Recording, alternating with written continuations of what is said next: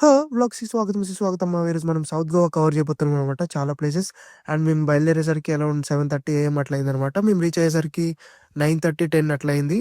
And road మాత్రం చాలా danger ఉండే మామ. అంటే ఫుల్ జంగల్ అనమాట. మధ్యలో మళ్ళీ ఏడ పంచర్ అయితదా అని భయముండే. పాలెలం బీచ్ వచ్చినాక లైక్ వాళ్ళు బోట్ రైడ్‌లో మనకు బటర్‌ఫ్లై బీచ్, మంకీ ఐలాండ్, ఈ టర్టిల్ రాక్ అనేది చూపిస్తారు మామ. ఈ హనీమూన్ బీచ్ అంట.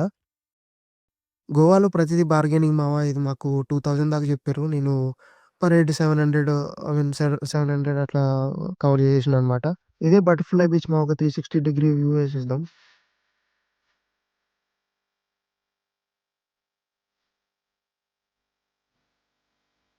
చెప్పడం మర్చిపోయినాము, మనకి డాల్ఫిన్ రైడ్ కూడా ఉంటది. మనకు కనిపిస్తే కనిపించచ్చు, లేదు లేదు మన లక్ అనమాట.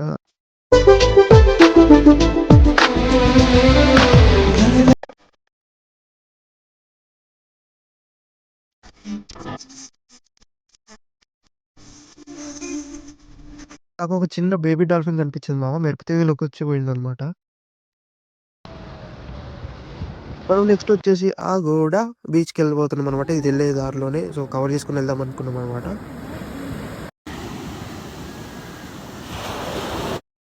సౌత్ గోవాస్ అన్నీ ఫుల్ కామ్ అండ్ పీస్‌ఫుల్ ఉన్నాయి మామ. నార్త్ గోవా అట్లా గాదు. ఫుల్ పార్టీ వైబ్ అనమాట.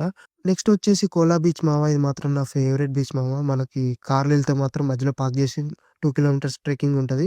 నాకు టైం లేదు గాబట్టి ఉండలేం మామ. అంటే ఒక హాఫ్ అన్ అవర్ ఉండి ఇక్కడ లంచ్ చేసేసి ఎళ్ళిపోయినా అనమాట. ఎందుకంటే టైం లేదు గాబట్టి మళ్ళా నార్త్ ఎళ్ళాలి గాబట్టి ఆల్‌మోస్ట్ 100 కిలోమీటర్స్ మళ్ళీ రిటర్న్ బయలుదేరాలి నేను. నెక్స్ట్ టైమ్ వచ్చినప్పుడు పక్కా 1 డే అన్నా స్టే చేస్తా మామ. ఎందుకంటే అంత బాగుండే ఈడ. నాకు బాగా నచ్చింది కోలా బీచ్. ఒక ప్రాన్స్ పులావ్, ఒక లైమ్ సోడా, ఒక డ్రింక్ ఏసేసి ఎళ్ళిపోయినా అనమాట.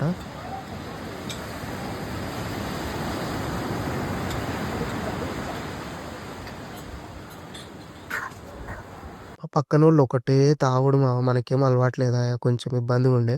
నెక్స్ట్ వచ్చేసి కబడ్డీరామా బీచ్ మామ. ఇది మా లాస్ట్ లొకేషన్ అనమాట. ఇక్కడ గూడా పీస్‌ఫుల్ ఉంది. అంటే కిందకి అలౌ చేయలేదు. కొంచెం ట్రెక్కింగ్ టైప్ మళ్ళా కిందకెళ్ళాలంటే అటు కొంచెం దూరం పోవాలంట మామ. మనకంత ఓపిక లేదు. సో, పైనుంచి అందరం ఇక్కడి నుంచి ఎక్కువ మంది చూస్తారు కాబట్టి ఇక్కడి నుంచి వ్యూ అంతా కవర్ చేసుకొని ఎళ్ళిపోయినామనమాట.